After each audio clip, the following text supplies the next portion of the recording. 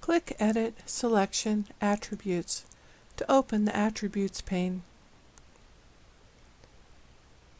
Dock the attributes below the Modify Features pane.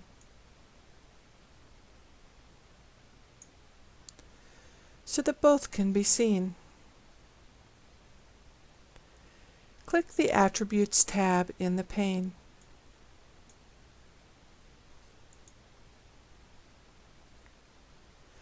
Find an unplaced annotation feature.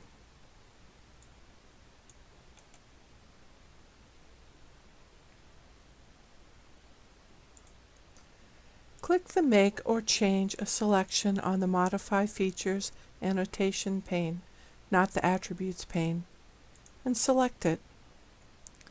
Edit the location as needed. Click Finish on the Construction toolbar. In the Attributes pane, click in the Status field and change the drop-down from Unplaced to Placed. Click Tab to enter the change.